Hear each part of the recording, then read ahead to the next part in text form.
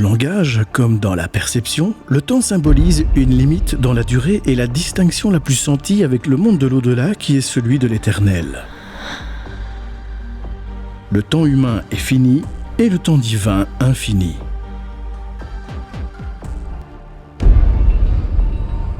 Le temps, chose si précieuse qui nous fait comprendre que rien n'est éternel sur cette terre et que les gens que nous aimons s'en iront tous, un jour proche ou lointain, de l'autre côté du voile. Ce temps rappelle que nous sommes éphémères. Dans cet épisode Un lieu, une légende, faisons un tour vers le passé, le temps d'un instant.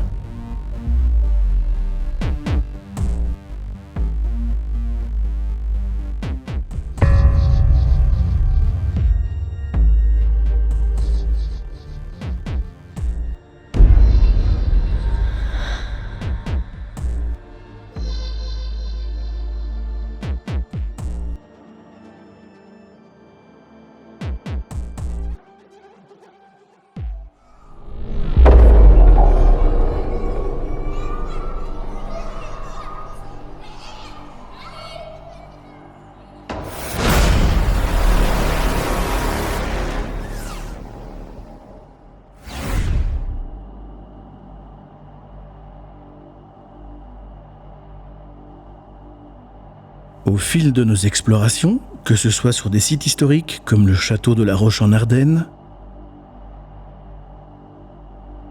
des lieux empreints de courage et de noirceur tels le charbonnage du gouffre, ou des maisons laissées à l'abandon, une constante s'est dégagée, la mémoire des lieux. Nous avons pu constater que plusieurs énergies s'entremêlaient, la tristesse mélangée à la joie, des lieux où les pierres ont vu défiler de nombreuses tranches de vie, qu'elles soient bonnes ou mauvaises.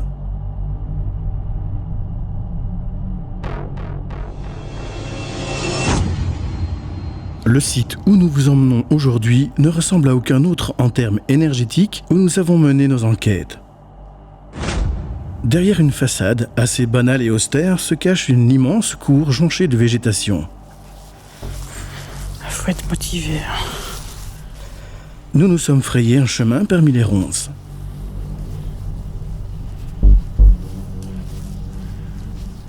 Arrivés à l'entrée de la bâtisse, les cloches de l'église voisine retentissent alors qu'une des portes s'ouvre par la force du vent, juste devant nous. Alors, première impression, c'est que nous avons dû franchir pas mal de végétation. Waouh. Ok.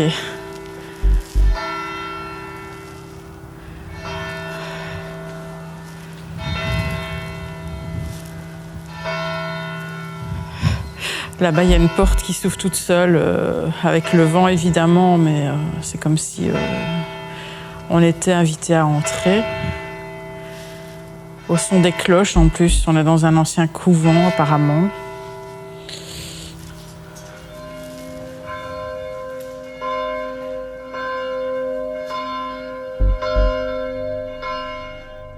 Une synchronicité qui nous porte à croire que nous sommes les bienvenus. Nous avons déjà tous vécu ce genre de faits. Certaines personnes y sont plus sensibles et vont plus rapidement les remarquer. Certaines préféreront croire que c'est le fruit du hasard. Nous aimerons à penser qu'il s'agit d'une forme de réponse de l'univers, un hasard intelligent, porteur de sens. Alors ici, on est dans une première pièce. En fait, nous sommes dans une ancienne école qui aurait été un couvent.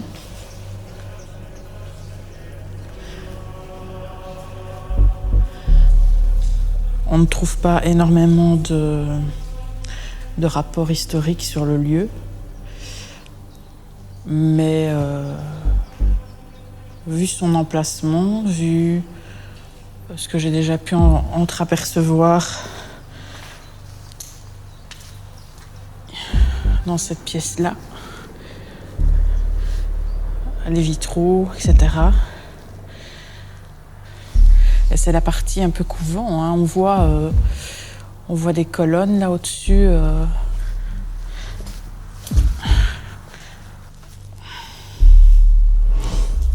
y a même une table à repasser.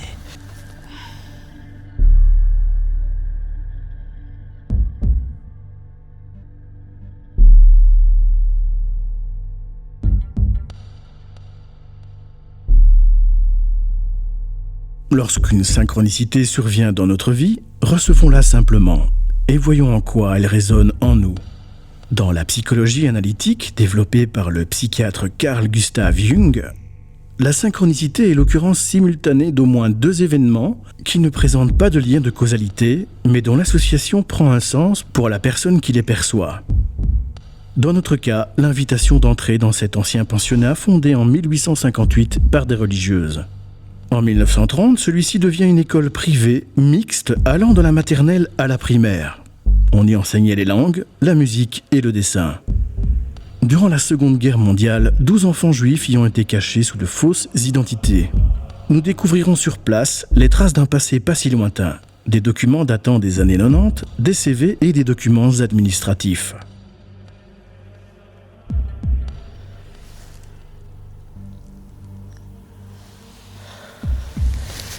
Ici, ça doit être une cantine, parce qu'on voit qu'il y a un passe-plat ici en face.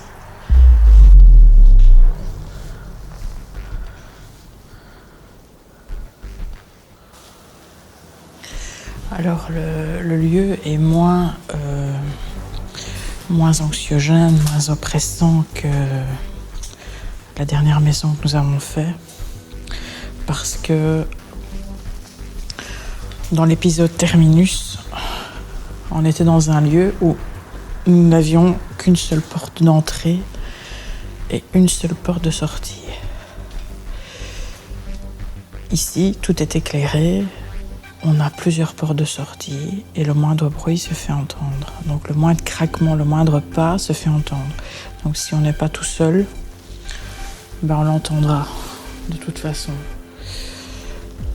Et nous sommes rentrés par le jardin qui est ouvert. Il n'y a pas de barrière, il n'y a rien.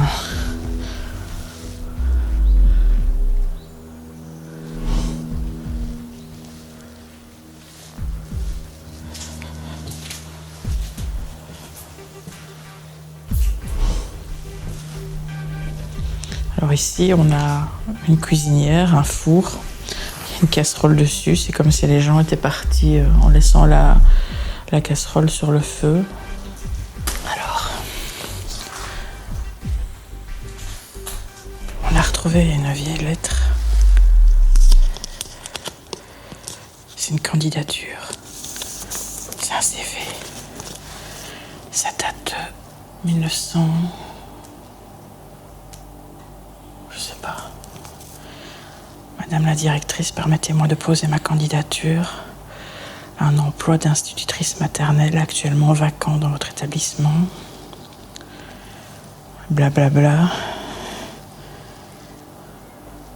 Mais la date, c'est le 6 septembre 1990. 1996.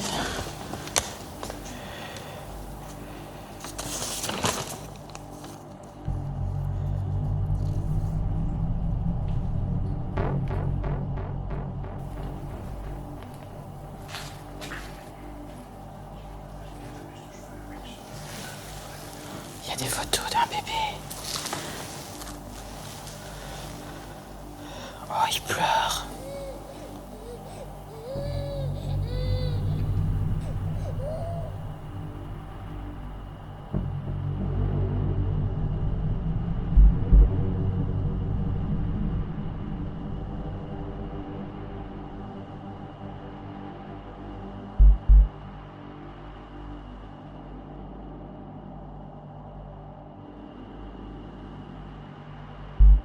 Il est habituel de trouver des jouets, des landaux dans des lieux abandonnés. Ils accentuent toujours l'effet effrayant d'un lieu. Ce qui n'est pas le cas ici. Il reste de nombreux dessins, vélos, jeux, qui donnent aux salles de cours une sensation de bien-être, de joie. Les enfants ont dû y être heureux. Alors, mes ressentis par rapport au rez-de-chaussée, une impression de protection. On se sent bien, mais c'est très très éclairé. Donc tout est ouvert, il n'y a plus de fenêtres. J'ai l'impression que c'est une école où les enfants se sentaient bien ici. il se dégage du bâtiment une aura de protection, de bienveillance. Il y a toujours quelques jouets, des pupitres. Est-ce que c'est une mise en scène de personnes qui sont venues faire de l'urbex auparavant ou est-ce que les jouets étaient là? C'est possible qu'ils aient été là, puisque les documents que j'ai retrouvés datent de 1996. Et ça pourrait être des jouets qui datent de cette année-là.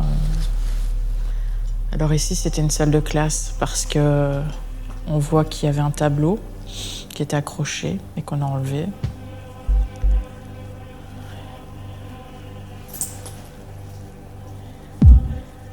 Et ici, le couloir pour rentrer dans les classes.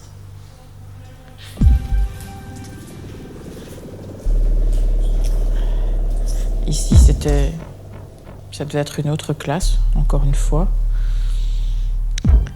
avec les tableaux qui sont toujours là, en fait. Le tableau est toujours là, mais il a été tagué.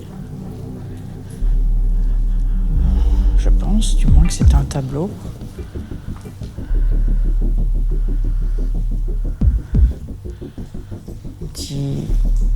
Une petite armoire et une attache pour le manteau de l'instituteur. Alors j'imagine qu'il donnait cours et ils avaient vraiment une belle luminosité. Moi, je pense que les gens ici étaient très bien. En tout cas, pour le rez-de-chaussée, il n'y a pas énormément de symboles religieux. J'ai juste vu une sorte de vitrail avec une croix.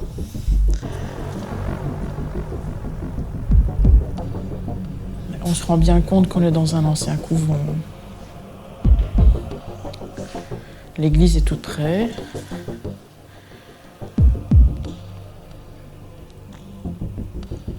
Une grande cour centrale qui fait un peu penser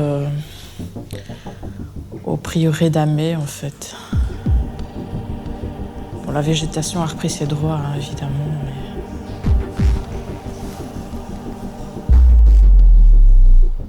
mais ça a son charme. Voilà.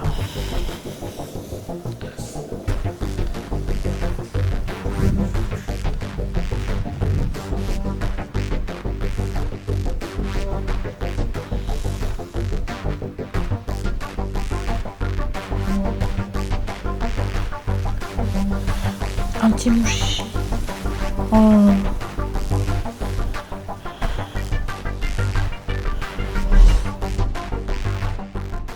Nous avançons dans les couloirs sans jamais nous retourner, sans oppression. L'impression de ne pas être seul ne se fera jamais sentir.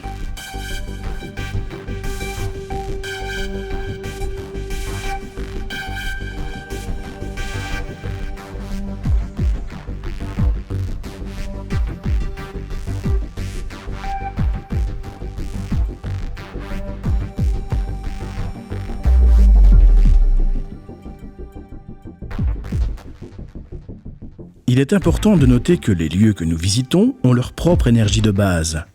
Mais viennent s'ajouter à cela les émotions, les pensées des personnes qui, tout comme nous, parcourent le site, et ce depuis des dizaines d'années, et qui peuvent modifier le taux vibratoire de l'endroit. Tous ces va-et-vient constants ne font que brasser les énergies du lieu et peuvent ôter les énergies du passé.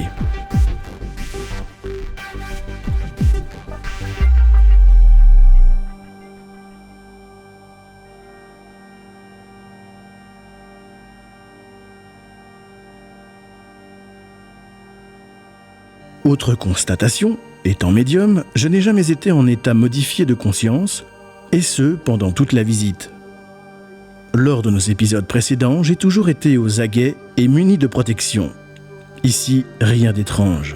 Une énergie empreinte de religion, de sentiments protecteurs.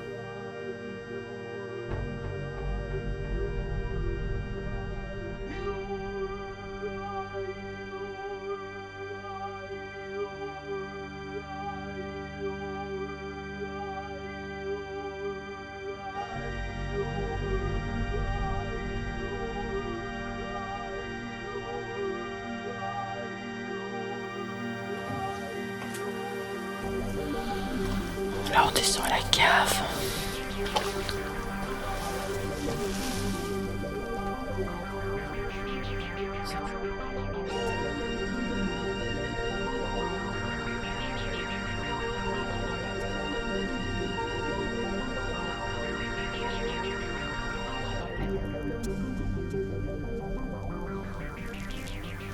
Pour ma part, ici, rien de paranormal.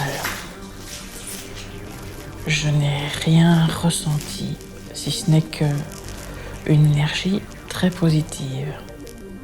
Mais ça, c'est quand même intéressant. On a une énergie qui est très protectrice dans le lieu. Très empreinte de religion. C'est comme si il y avait, c'est très imagé, mais c'est comme si il y avait des petits anges protecteurs comme ça, qui protègent les enfants. C'est un lieu qui protège les enfants.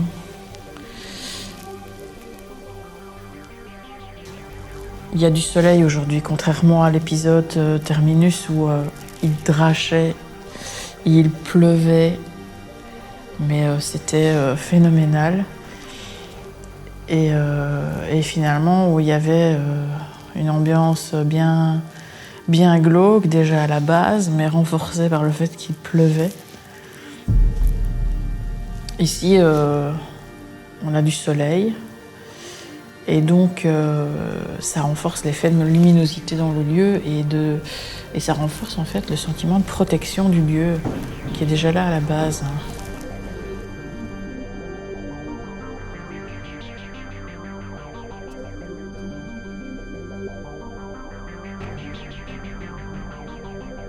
Il me semblera, le temps d'une fraction de seconde, voir un visage sur un des murs.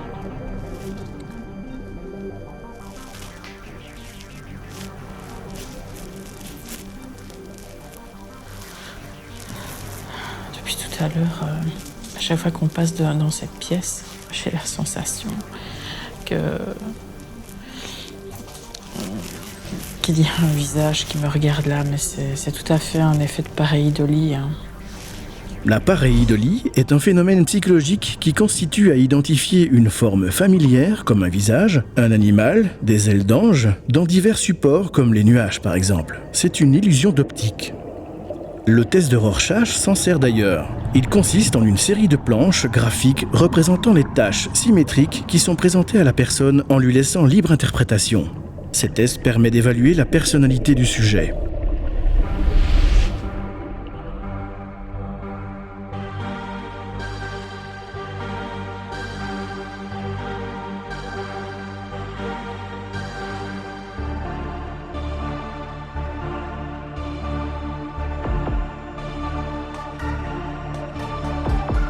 Pour la première fois, nous nous serons donc retrouvés sur un lieu qui, malgré les affres du temps, a su garder une empreinte protectrice, calme et reposante.